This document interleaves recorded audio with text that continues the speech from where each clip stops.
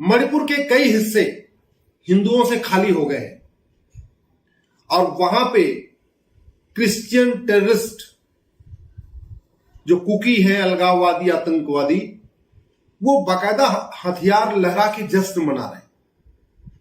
एक बार उनके हथियारों को आप देखिए।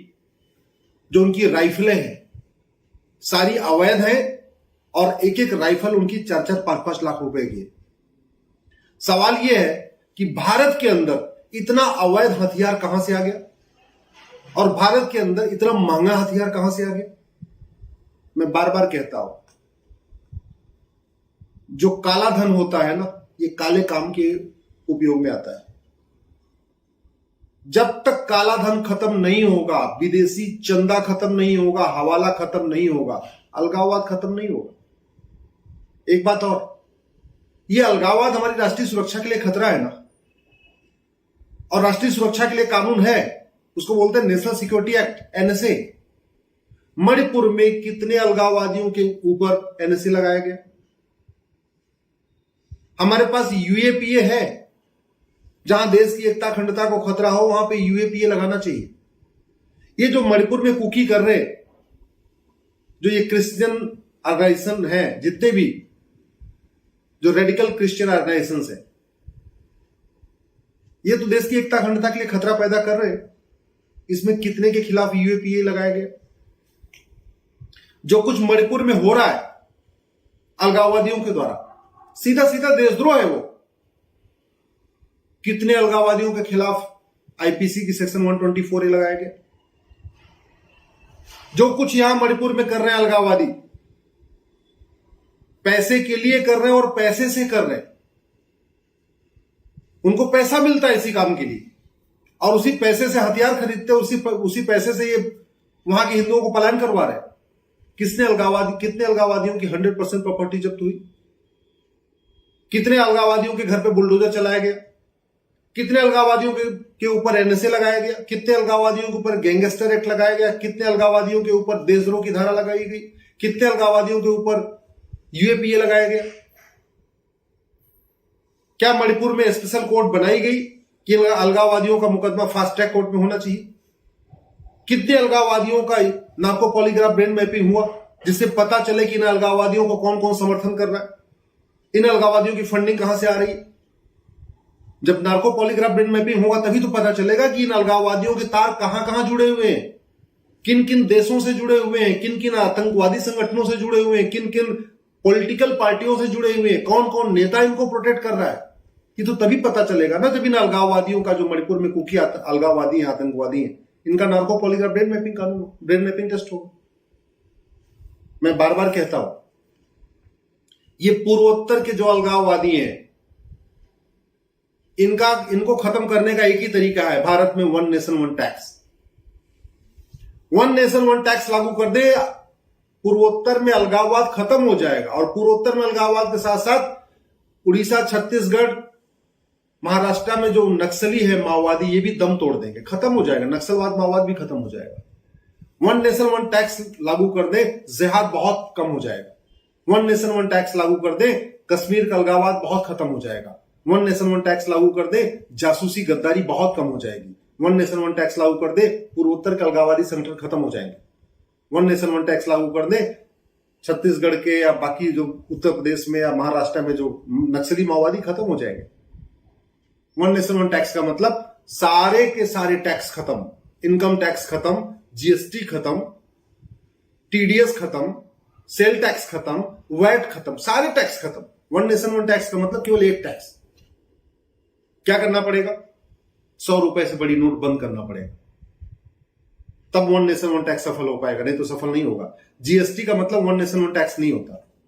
जीएसटी के बावजूद भी 10 तरीके के टैक्स और चल रहे हैं। वैट आज भी चल रहा है, सेल टैक्स आज भी चल रहा है, कस्टम एक्साइज आज भी चल रहा है, इसके अलावा इनकम टैक्स आज भी चल रहा है, टीडीएस आज भी जमा करना होता है, 10 तरीके के टैक्स और चल रहे हैं। तो अभी जीएसटी को 1 नेशन 1 टैक्स नहीं कहना चाहिए। आज भी भारत में बहुत सारे टैक्स चल रहे हैं। 1 नेशन 1 टैक्स का मतलब सारे टैक्स खत्म कर दीजिए। लागू कैसे करना होगा? 100 रुपए से बड़ी नोट बंद कर दीजिए, 5,000 रुपए से महंगे सामान का कैश लेन देन बंद कर दीजिए। और ये संभव है कैसे? भारत में 80% लोग पर डे 100 रुपए से कम खर्च करते हैं। 100 रुपए से बड़े नोट की उनकी जरूरत नहीं है। जो ज्यादा खर्च करते हैं उनके पास एटीएम, पेटीएम, भीम, UPI, debit card, credit card है। भारत में 48 करोड़ जनधन खाता खुल चुका है। जनधन खाता गरीबों का खुलता है, इसका मतलब गरीब से गरीब दलित आदिवासी भी बैंक से जुड़ चुका है। गरीब दलित आदिवासी महंगा सामान नहीं खरीदता। जिन सामान्यतया वो 1000 रुपए का सामान, 1500 का सामान, 2000 का सामान, ऐसे सामान खरीदता है जिनकी एमआरपी 2000, 3000, 4000 रुपए हो। मोबाइल भी खरीदता है तो 2000 वाला खरीदता है, कोई स्मार्टफोन नहीं खरीदता। और जो स्मार्टफोन खरीदता है, स्मार्टफोन जिसको चलाना आता है, स्वाभाविक सी बात है वो एटीएम, पेटीएम चला ही लेगा। उसके पास भी रुपए कार्ड तो है ही। 5000 रुपए से महंगे सामान का कैश लेन देन बंद हो जाए, 50,000 रुपए से महंगी प्रॉपर्टी को आधार से जोड़ दिया जाए। ये जो पूर्वोत्तर के अलगाववादी जो पूरे हिंदुओं को पलायन करने के लिए जिन्होंने मजबूर किया है, इनके बड़े बड़े बंगलों हैं, इन्होंने बड़ी बड़ी कोठियां खरीद रखी हैं, फार्म हाउस खरीद रखे हैं। बहुत सारे अलगाववादियों, नक्सलियों, माओवादियों के फ्लैट तो दिल्ली में है, नोएडा में, गाजियाबाद में, गुड़गांव में, फरीदाबाद में, मुंबई में। ये कहने को अलगाववादी है, एक्चुअल में इनका मेन धंधा पैसा कमाना, उगाही करना होता है। पूर्वोत्तर में तो जितनी फैक्ट्री है, जितने बिजनेस हैं, पेट्रोल पंप है, जो कुछ भी नॉर्थ ईस्ट में होता है, सबसे इनका 10% महीने का कमीशन आना है। वो कहने को कि वो अपने आप को ट्राइबल कहते हैं, भगवान जाने क्या क्या कहते हैं। ये ट्राइबल वाइबल कुछ नहीं है, सब 10% उगाही करते हैं। आप किसी भी पूर्वोत्तर में जो धंधा व्यापार करने वाले आदमी से पूछ लीजिए, चाहे वो पेट्रोल पंप खोले हो, स्कूल खोले हो, कोचिंग खोले हो, कॉलेज खोले हो, इंजीनियरिंग कॉलेज हो, मेडिकल कॉलेज हो, कुछ भी हो, चाहे वो सड़क का टेंडर लेने वाले हो, कुछ भी करते हैं। नॉर्थ ईस्ट में जो कुछ होता है 10% अलगाववादियों को ही जाता है। ये अलगाववादी जो आज नंगा नाच कर रहे हैं ना, राइफल लेके, बड़ी बड़ी मशीन गन लेके घूम रहे हैं सड़कों पे, ये वही पैसा है। तो अगर 1 नेशन 1 टैक्स हो जाएगा तो ये पैसा न तो कमा पाएंगे न खर्च कर पाएंगे। जब 100 रुपए से बड़ी नोट ही नहीं होगी और 5000 रुपए से महंगे सामान का कैश लेन देन कर ही नहीं पाएंगे ये, तो ये जो बड़ी बड़े कोठियां खरीदते हैं, फ्लैट खरीदते हैं, खरीदेंगे कैसे? पैसा खाएंगे तो नहीं। जब पैसा खाएंगे नहीं और पैसा खर्च नहीं कर पाएंगे तो पैसा लेके करेंगे क्या? मैं सरकार से निवेदन करता हूं, प्रधानमंत्री से निवेदन करता हूं, 1 नेशन 1 टैक्स के बारे में गंभीरता के साथ चर्चा करिए, संसद का विशेष सत्र बुलाइए, बहुत सारी समस्याओं का समाधान हो जाएगा। भ्रष्टाचार खत्म हो जाएगा तो घुसपैठ खत्म हो जाएगी, धर्मांतरण बहुत हद तक कम हो जाएगा, अलगाववाद खत्म हो जाएगा, कट्टरवाद खत्म हो जाएगा, जिहाद बहुत हद तक कम हो जाएगा, नक्सलवाद खत्म हो जाएगा, माओवाद खत्म हो जाएगा, कश्मीर के अलगाववाद बहुत कम हो जाएगा, पूर्वोत्तर का अलगाववाद बहुत कम हो जाएगा। केवल इतना करिए, आप बैंकिंग ट्रांजैक्शन टैक्स लगाइए, कैश लेन देन बंद कर दीजिए, सब कुछ। और आज की डेट में ऑनलाइन संभव है, 225 करोड़ खाते खुल चुके हैं। भारत में हर परिवार के पास मोबाइल आ चुका है, भारत का हर परिवार बैंक से जुड़ चुका है। तो 1% बैंकिंग ट्रांजैक्शन टैक्स लगाइए। 100 रुपए का सामान कोई खरीदेगा तो उसको 101 रुपए देना होगा। 1000 रुपए कोई सामान खरीदेगा तो 1000 रुपए और 10 रुपए एक्स्ट्रा दे देगा। 1 लाख का कोई सामान खरीदेगा तो 1 लाख के साथ 1000 रुपए एक्स्ट्रा पे कर देगा।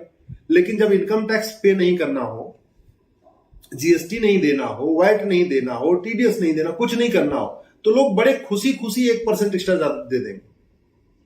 और जैसे ही ये सब कुछ ऑनलाइन हुआ, क्योंकि जितने अवैध काम होते हैं वो ऑनलाइन नहीं होते, कैश में होते हैं। अलगाववादी जो 10% कमीशन लेते हैं, कैश में लेते हैं।